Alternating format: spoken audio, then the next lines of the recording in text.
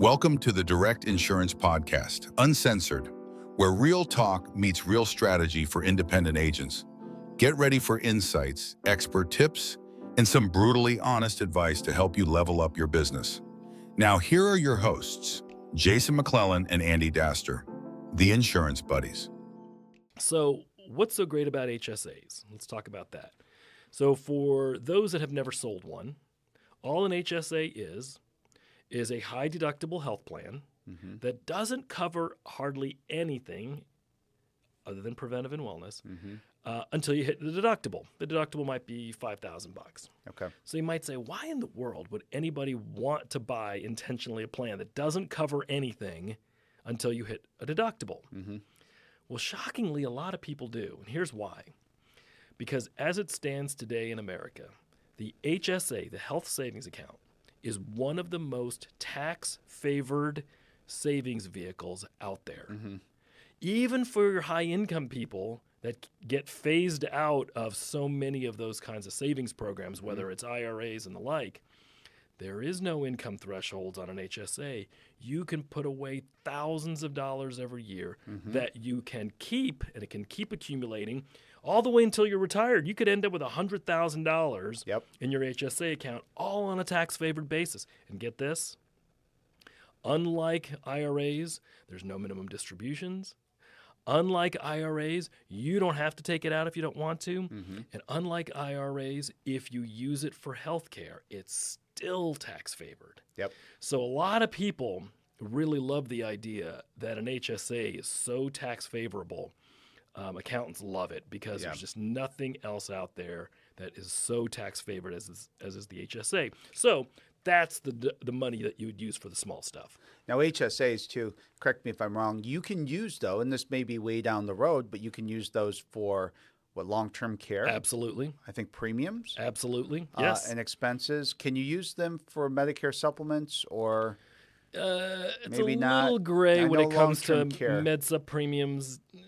Okay, no. Let's just go with And, no. and then there are, let's go with no. And there may be some Okay. state variations, but in general, it's not designed Okay, but for long-term premiums. care for sure. I know there has some of those additional benefits. And certainly any kind of out-of-pocket, over-the-counter stuff, dental work, co-pays, anything that is an out-of-pocket expense and is considered health care is in bounds. Yeah, premiums can get a little questionable. Well, and here's, and again, this is good for me because we have a team that works primarily in the under 65 in the group. So, it's not my everyday, topic though, but some of the good that came from Obamacare and the ACA plans, I believe also apply to your product. So let's talk about preventive.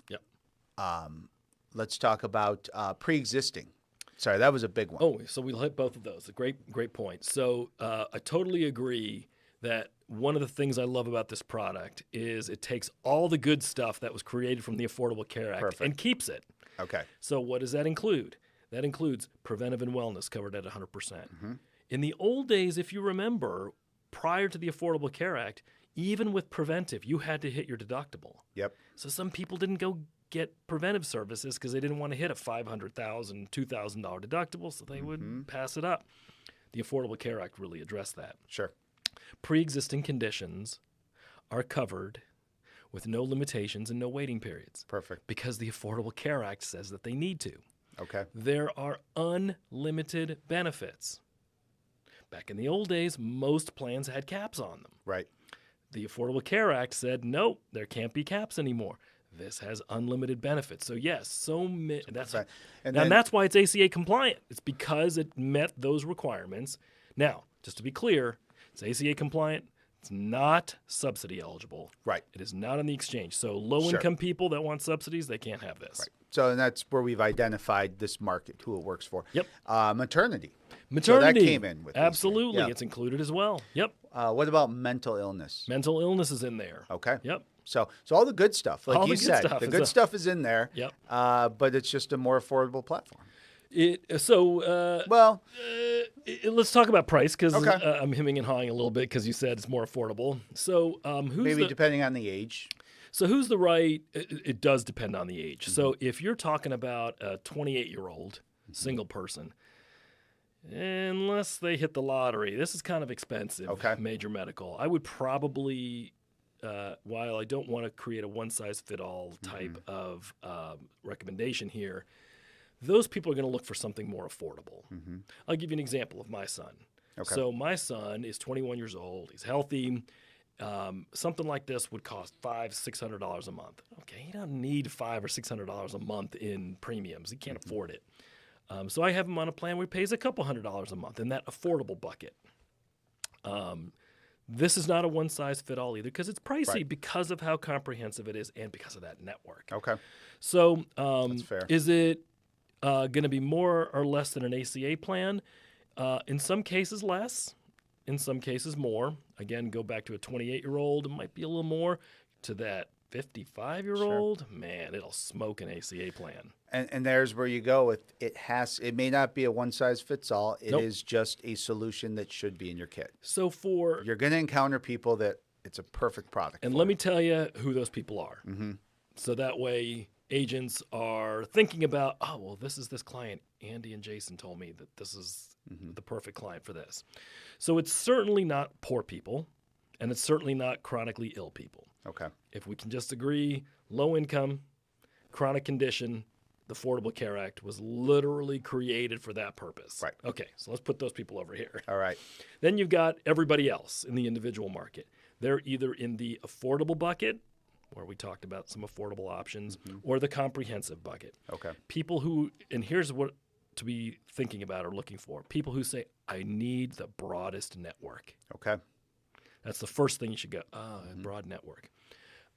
People who say, I want the most benefits. I want major medical if something bad happens, and I want copays for my doctor visits. Okay.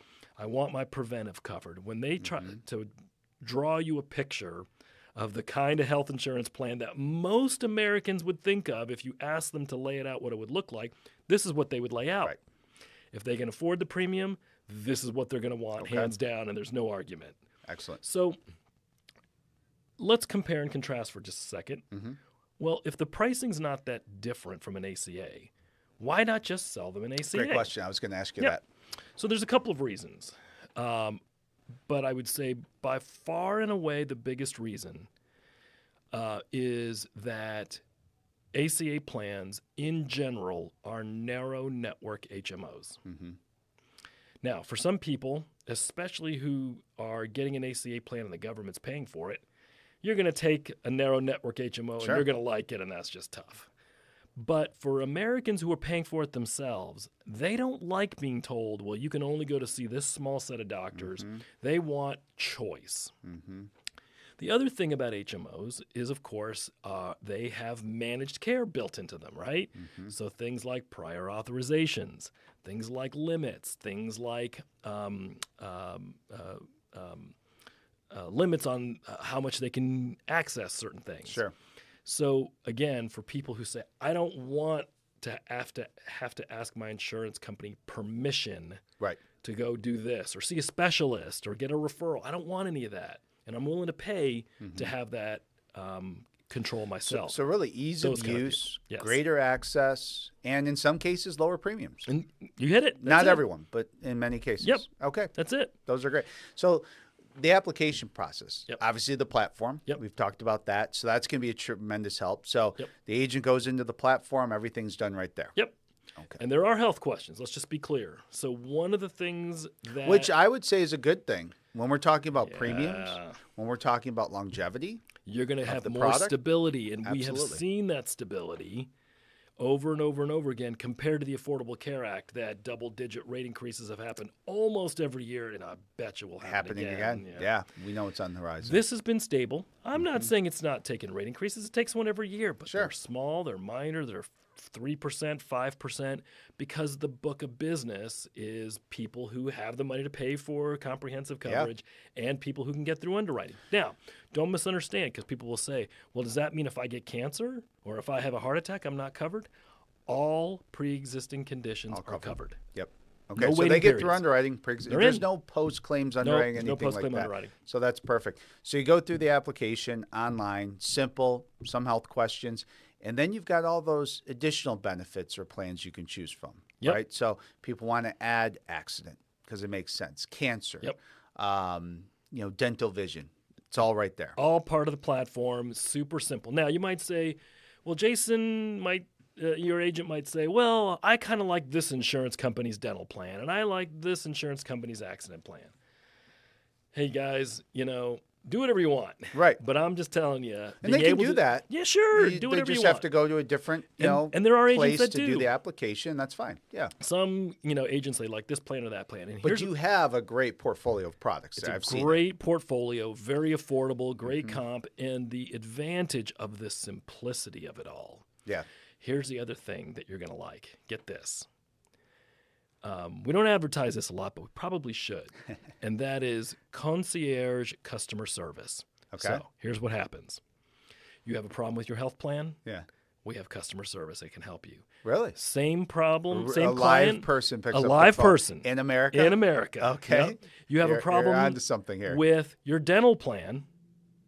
Call the same people, Wow. and they'll help you troubleshoot it. Good for you. So by having a consolidated can't customer other companies I figure this know, out, isn't Andy? that incredible? Right? You figured something out. It It's is- so unique. And what's really interesting is Customer service. you can even Love it. have the same three different plans from the same insurance company and still have to call three different phone numbers in order to get your dental plan serviced, your Medicare serviced, your life insurance serviced, even if it's all from the same mothership. That's incredible. With this platform, customer service is even consolidated. So they call that team. That team fixes it all. And it's the number on the ID card. Perfect. Call the number, the concierge team. Now, sometimes Somebody they'll picks say, up the phone. somebody answers the phone. Yep. What they could do is they could say, well, we need to direct you to somebody who can dig into this deeper.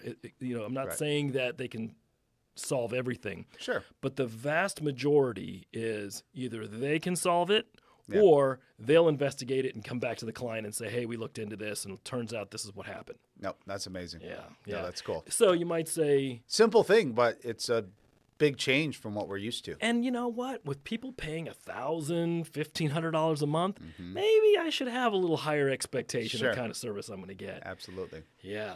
No, that's great. So now, should we dive into the financial opportunity? Absolutely. In general, I think that's a big thing. I mean, we're talking to agents who run their own businesses. This has to be a financial opportunity as well. How does that differ from what we see in the ACA place? Yeah, so it's a big difference. And part of the reason is the regulators. So the regulators intentionally included in the Affordable Care Act that they wanted commissions to get controlled in a certain way. We won't go through all the details, but that's in the law. Yeah. And I remember during the time when the law was being discussed that a lot of agencies and even insurance companies said, no, let the market decide what the commissions should be. And the regulator said, nope, they want to be in control of it. So if you're wondering Right. why are commissions on the ACA the way they are, it's because the government basically, Okay. basically dictated the amount of money that could be paid to pay distribution costs. Well, and I think in return, too, then they created that whole, percentage of premiums coming in. If they're not used, then they have to give it back. I mean, they really did pinch the insurance companies and say, you can only make this much. There's no doubt. Those loss ratios were And that also doesn't built into exist there. here. And unfortunately, just To some degree. To some degree it happens. Of course, losses are so significant that nobody's ever getting money back. Sure. But which is why carriers are leaving the market again. But the other thing to keep in mind, which is an unfortunate commentary, but I just have to say it, and that is part of the Affordable Care Act's strategy was to build these exchanges with the idea of minimizing the need for an agent. So it's unfortunate. There you go, but, yeah. but it is what it is. I mean, Right. I didn't do it, but if you look at anything from back at that time, that was part of the game plan. This is an agent-driven program. This is agent-driven. We are agents. And let me also say, We're this- pro-agents in every way. consumers cannot buy this direct. I love it. Only agents. No direct to That's consumer. important. And I think Absolutely. agents should walk away feeling really good about that. This was completely built with the independent agent population in mind. There's no AORs. So you're not going to write somebody and then lose them. Great. That's a huge thing right now. Right now, that's monstrous. I mean, both under 65 and over 65. I won't Absolutely. mention names, but there's AORs just happening every day. Agents losing that client without knowing and losing that commission that they worked for. And I'll tell you, without going down this rabbit hole, agents better be careful because in the group business, this AOR problem has been going on for years, and it has just completely destroyed the opportunity in the group market. So if you don't want to go down that same rabbit hole in Medicare and ACA, you want to start getting involved in products like this where there is no AOR. There's none. You can't. No, that's huge. Going back, though, to your commission and your opportunity, I want to make sure to address that.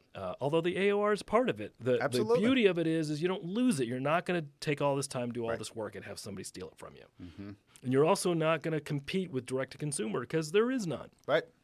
But what's the income opportunity? Well, that's the beautiful thing. There's a couple things I think that make the agent opportunity so great. One is that the commissions are significantly, like 3 times, 4 times what you would make on an ACA sale. We'd like Not to hear that. A little bit more, Right. like a lot more. Right. So that's the first thing. Okay. The second thing is on all products, all commissions are level. As long as it's on the books, the agent is going to get paid that same amount month in and month out forever. Well, that's easier for the agent. You know, as long as something significant doesn't happen, you keep their client there, they're happy, and you still get paid the same amount. There's not this flipping or rolling game that has to happen every couple of years. And because there's nothing else out there like it, they got nowhere to go. Right. Yeah. Maybe if they go get a job and maybe group insurance, okay, Sure. That can certainly happen. But they're not going from this to the ACA, trust me. So 3 to 4 times the commission. Is 3 to what 4 they can times the expect. commission. And it's level. Yep. All products. All products. All level commission. So that helps agents who are trying to build a book. That's a wrap on this episode of DIP Uncensored featuring the Insurance Buddies. Still have questions? Head over to IADBrokerage.com to find helpful resources and connect with an independent agent who can guide you through the process. Don't forget to subscribe, rate, and review our podcast wherever you get your shows.